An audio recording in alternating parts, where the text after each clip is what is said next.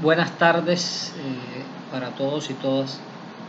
La clase de hoy va a estar referida al artículo 354 del Código Sustantivo. Esta normativa consagra las conductas que son atentatorias del derecho de asociación sindical y a su vez las sanciones que acarrea la vulneración de esa norma. Entonces la clase de hoy, su título va a ser actos atentatorios o conductas atentatorias del derecho de asociación. Bueno,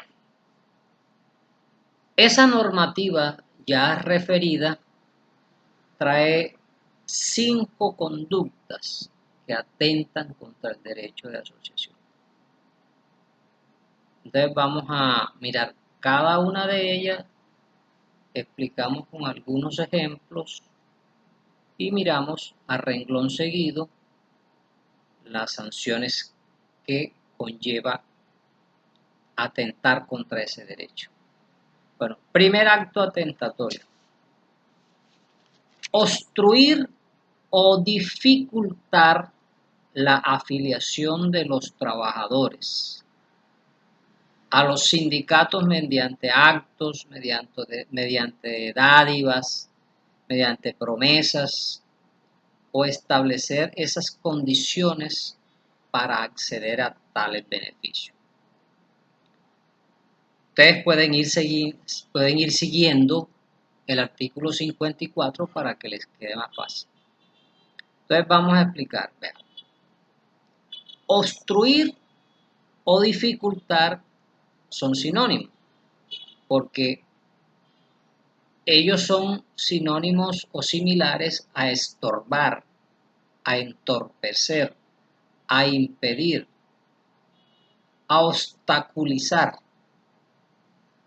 Entonces, ¿qué hace el empleador?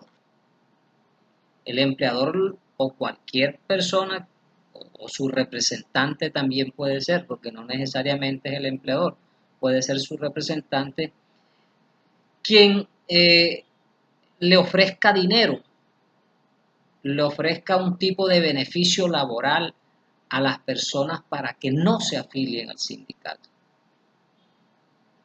Entonces, las dádivas pueden ser múltiples, puede ser dinero, puede ser otro tipo de regalo, pueden ser promesas de adquirir derechos que no los tienen los demás por debajo de cuerda. Entonces, mire, en este caso se impide la afiliación de los trabajadores al sindicato mediante esas condiciones favorables que ya dije pueden ser dinero o cualquier otra utilidad. La norma no dice qué clase de utilidad, puede ser cualquiera. Entonces esos trabajadores con esos beneficios no ejercen su libertad positiva de afiliarse a la organización. Pues ellos se sienten a gusto con lo que están recibiendo, entonces ¿para qué entrar allá si están recibiendo algún tipo de beneficio? De modo que ellos se abstienen de afiliarse al sindicato en virtud del beneficio económico que están recibiendo. Bueno, es del caso anotar que en esta primera eventualidad el sindicato ya existe. Hay sindicato. Lo que pasa es que se obstruye la afiliación para restarle poder al mismo. Pero en este primer evento se pregona la existencia del sindicato y lo que hace el empleador o su representante es impedir que se afilien más. Esto es claro porque viene un segundo punto que es distinto. Por eso aclaro, aquí hay sindicato formado y se impide el ingreso. Entonces, primer acto tentatorio. Segundo, despedir, suspender o modificar las condiciones de trabajo de los trabajadores en razón a las actividades tendientes a conformar sindicatos. Ojo para que vean esto, aquí la cosa es distinta. Entonces vamos a plantearles esta situación con un ejemplo. Yo como empleador husmeo me estoy dando cuenta que me quieren formar sindicato. Y recuerden que un sindicato se conforma con 25 trabajadores, como lo vamos a ver en su momento. 25. Entonces, ¿qué hago yo? Supongamos que hay 30 que se están reuniendo y yo cojo, despido 10, ya quedan 20. Entonces no me van a formar el sindicato. Entonces, esa suspensión o ese despido o ese, por ejemplo, los traslados. Yo tengo, por ejemplo, en Medellín tengo una sede, los traslado para allá o les cambio las condiciones de trabajo, pero es para impedir que se forme el sindicato. Entonces, miren que es una situación distinta. Allá obstruyo, en el primero se obstruye para que no se afilie.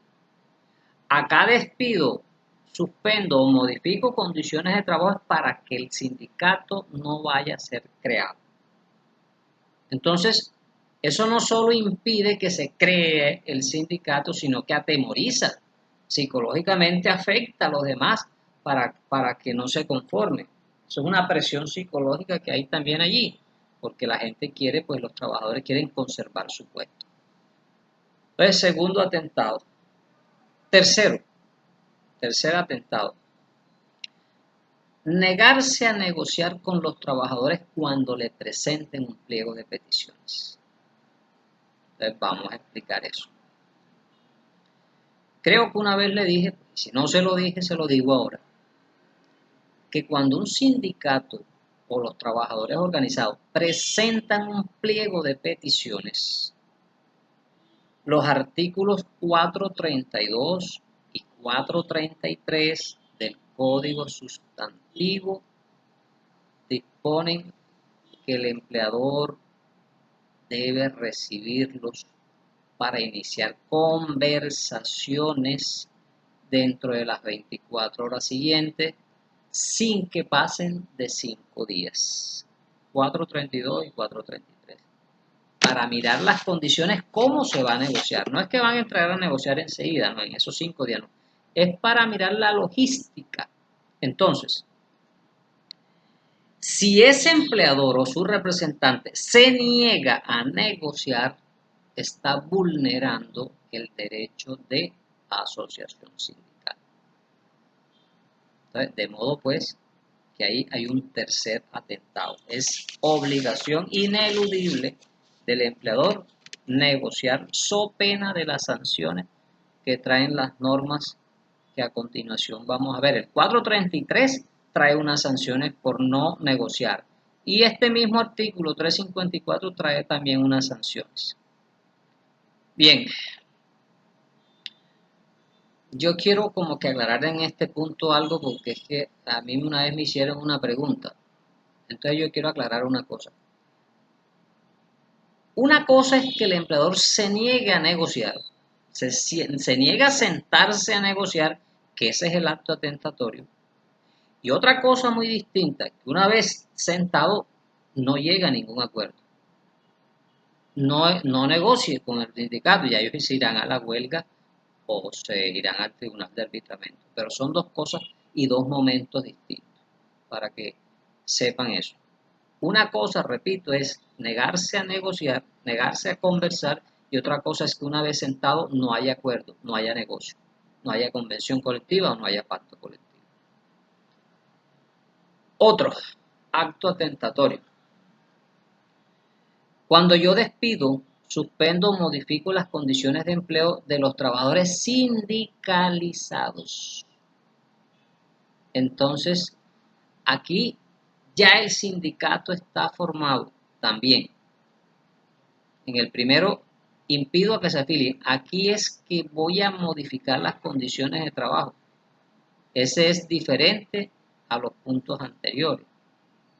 Aquí el sindicato está formado y yo empiezo a despedirlos o a suspenderlos o a trasladarlos para menguarlos, para restarle poder a ese sindicato. Entonces esos actos atentan contra ese derecho de asociación.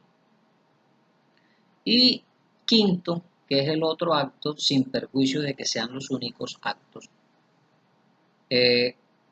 dice que adoptar medidas represivas contra los trabajadores por haber denunciado, por haber acusado, por haber testimoniado o haber intervenido en las investigaciones administrativas que se hacen ante el Ministerio del Trabajo para verificar los hechos referentes a estos actos atentatorios.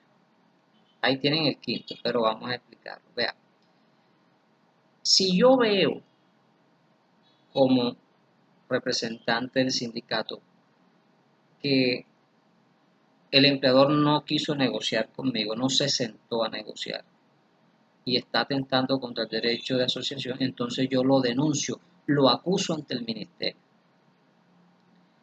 Y si por esa decisión como representante del sindicato él va a tomar represalias, va a actuar en mi contra, eso atenta contra el derecho de asociación. O si en esa investigación alguien de la empresa y del sindicato fue un testigo de esos hechos y fue a atestiguar allá al ministerio, y si toma represalia contra ese testigo, atenta contra el derecho de asociación. Entonces ya tenemos esos 5 actos. Ahora bien, ¿cuáles son las sanciones? ¿En qué incurre? Vamos a hablar de sanciones. Entonces, aquí puede haber varias sanciones. La norma dice que el Código Penal, el 354, dice que el Código Penal, cuando incurre en estas situaciones alguna persona, se ve sometido a un delito.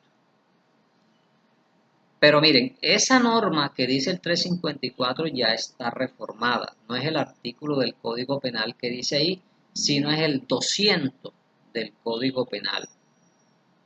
Y dice el Código Penal en su artículo 200 que si alguien incurre en esas conductas, tiene prisión de 1 o 2 años y multa de 100 a 300 salarios mínimos. Y esa pena es aumentable de 3 a 5 años y de multa de 300 a 500 si se coloca al trabajador en estado de indefensión. Cuando se trata de un discapacitado, cuando se trata de mujer embarazada, etc. Entonces lo remito a esa, ¿cómo es? A esa norma. Y, por otro lado, esas son las acciones penales. Ojo, el juez penal puede interponer, perdón,